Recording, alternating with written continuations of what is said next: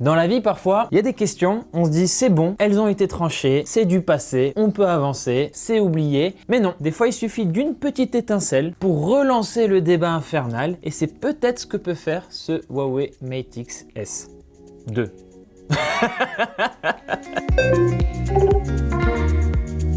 Pourquoi je vous parle de ce Huawei Mate X S2 aujourd'hui? C'est un smartphone pliable présenté il n'y a pas très longtemps, mais je le trouve intéressant parce qu'en fait, il relance un débat que je pensais vraiment clos depuis un certain temps. Sur Frandroid, on a beaucoup parlé du Samsung Galaxy Z Fold 3, qui est un petit peu le smartphone à abattre dans le marché très niche des smartphones pliants. Mais à côté, on a aussi eu pas mal de concurrents qui ont aussi sorti un smartphone pliable un peu dans la même veine. On a l'Oppo Find N, le Xiaomi Mi Mix Fold, le Vivo X Fold, le Honor Magic V, et j'en oublie sans doute encore au passage, mais ce qu'ils ont en commun, ces smartphones, c'est qu'ils se plient vers l'intérieur, comme un livre en fait. Mais Huawei, c'est un autre acteur majeur de la téléphonie qui vient montrer avec ce Mate X S2 qu'il n'a pas oublié cette possibilité de proposer un smartphone qui se plie et se déplie pas de la même manière que les autres que j'ai cités, mais vraiment avec cette pliure vers l'extérieur. Donc on a vraiment pas du tout le même geste. Sur le Galaxy Z Fold 3 par exemple, on a un écran en façade quand on utilise le téléphone en mode normal, téléphone quoi. Et quand on veut l'utiliser en mode tablette, en fait, on va ouvrir le téléphone et là on a accès à un deuxième écran,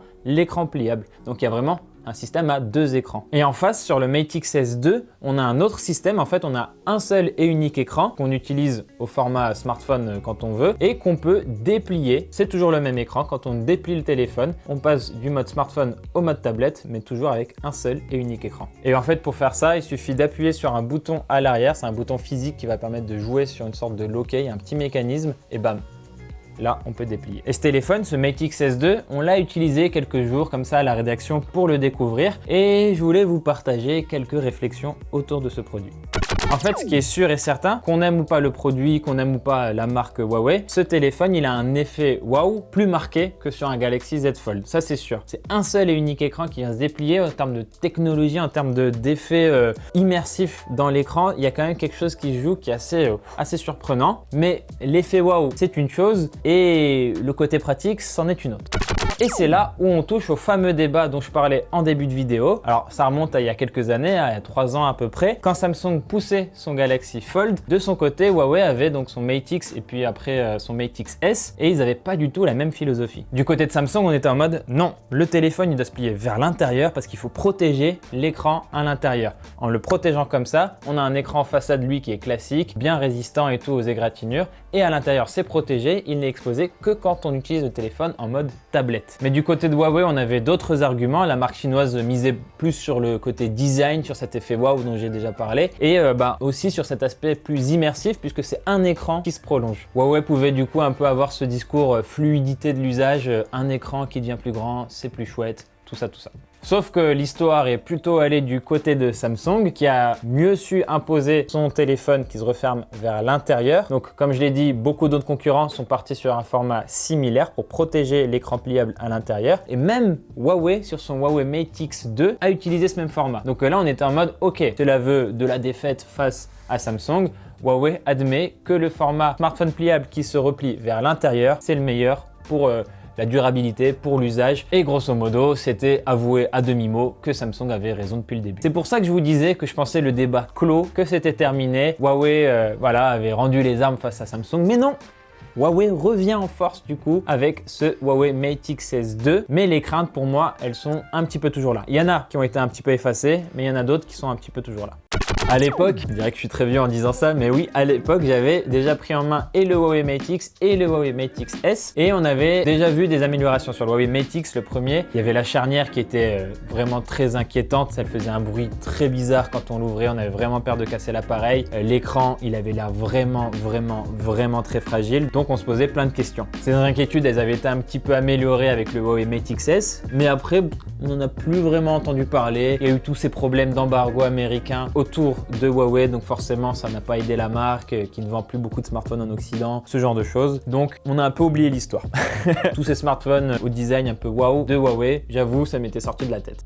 Mais ce Huawei Mate XS2, il vient prouver que même avec ce format-là, on peut faire encore des améliorations. L'écran, moi, il me fait toujours un petit peu peur parce que je me dis dans la poche, au bout de quelques temps, mois, années, je ne sais pas, ça va s'égratiner au bout d'un moment. Encore une fois, 3, on est sur un écran intrinsèquement plus fragile qu'un écran classique. C'est un petit peu mieux et surtout la charnière, il y a eu un gros travail sur la charnière. Donc sur ça, on peut pas nier le fait que Huawei a vraiment fait du gros travail de solidité, de robustesse. La charnière est beaucoup plus rassurante. Donc ça, c'est sur le côté un petit peu solidité, robustesse, durabilité du smartphone. On a encore des questions, mais ça a l'air d'aller vers le mieux, mais quand même. Je suis un peu plus dubitatif par rapport à ce format-là, au fil des années, est-ce que ça va durer ou pas, par rapport à un Galaxy Z Fold 3, où je me sens un peu plus confiant de l'utiliser.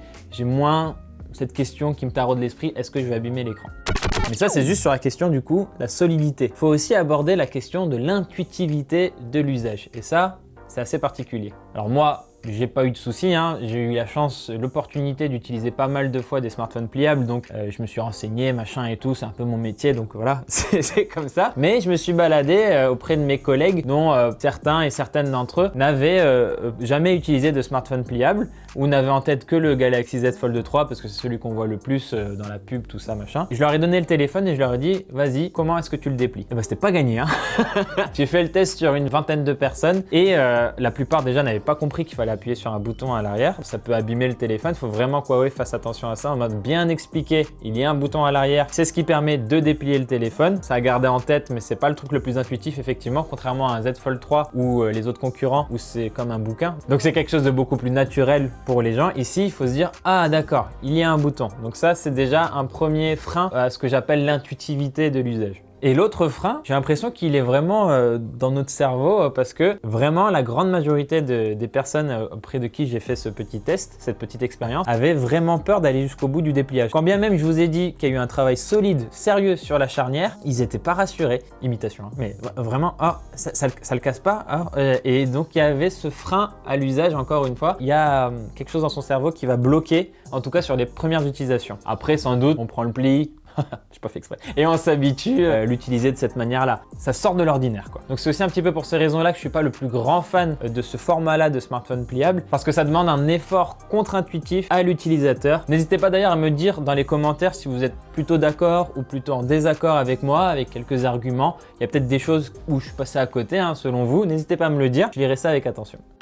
Au-delà de ça, le smartphone sur des caractères purement techniques, il est très bien, hein. Bonne expérience photo, il est puissant, il est fluide, l'expérience d'affichage est vraiment bonne, donc vraiment pas de souci de ce côté-là. Le souci, il est évidemment logiciel, hein, parce que pour le grand public, les smartphones Huawei, c'est pas le truc le plus recommandable forcément si vous êtes habitué à une expérience Android avec les services Google. Huawei, il les a pas, hein, il n'a pas le Play Store, il n'a pas les applications Google par défaut, on peut pas les installer de manière légale. Donc évidemment, pour ces raisons-là aussi, je peux pas vraiment recommander ce téléphone, mais ça c'est les raisons classiques, hein. Si vous aimez bien l'expérience Huawei, allez-y, il n'y a pas de problème, mais le grand public Android, c'est quand même très lié aux applications Google, et si vous faites partie de ce grand public, c'est pas votre téléphone. Et en plus, pour ne rien arranger, le téléphone, il est quand même très cher. À 1999 € pour le prix annoncé officiellement, c'est plus cher que le Galaxy Z Fold 3 par exemple. Donc voilà, pour toutes les raisons que j'ai évoquées, que ce soit le côté matériel, le côté philosophie de l'usage pour l'utilisateur et aussi l'absence des services Google, 1999 €, c'est quand même beaucoup. Après, c'est pas très grave pour Huawei, parce qu'en fait, Huawei, je pense qu'ils sont très conscients du fait qu'ils vont pas en vendre beaucoup, voire presque pas. Ce smartphone, avant tout, en tout cas sur le marché occidental, c'est pour montrer le savoir-faire de Huawei, pour montrer qu'ils ont un talent incroyable pour faire des produits de très haute technologie, très avancés. Ça, c'est un bijou technologique, hein, pouvoir plier l'écran de cette manière-là, avoir une charnière comme ça, proposer une telle expérience, c'est beaucoup de savoir-faire technologique, technique, d'ingénierie, tous les mots savants que vous pouvez trouver. C'est ce que Huawei veut surtout montrer, je pense, à travers ce téléphone-là, parce que c'est important toujours de développer une bonne image de marque, surtout dans le cas de Huawei où il y a toutes ces histoires avec les États-Unis. Huawei dit, regardez tout ce qu'on sait faire, on est une marque tech de très haut calibre, mais finalement, c'est un argument plutôt pour aller acheter d'autres produits Huawei. D'ailleurs, en Europe, on le voit, Huawei s'est surtout concentré maintenant ces derniers temps sur des PC, sur des montres connectées, un peu moins sur des smartphones. Donc c'est rigolo de se dire que c'est un smartphone vitrine technologique qui va vous pousser à acheter des montres et des PC de la même marque. Voilà, c'est tout pour cette vidéo. Merci de l'avoir regardé jusqu'au bout. N'hésitez pas à vous abonner à notre chaîne YouTube et à nous retrouver sur plein de réseaux sociaux, notamment sur Twitch. Vraiment, on booste bien notre activité là-dessus. Mais on est évidemment sur vraiment plein de réseaux sociaux. Vous tapez Frandroid ou Frandroid officiel. Enfin, vraiment, on est partout. N'hésitez pas à nous dire coucou. Quant à moi, je vous dis à très bientôt dans une prochaine vidéo sur Frandroid.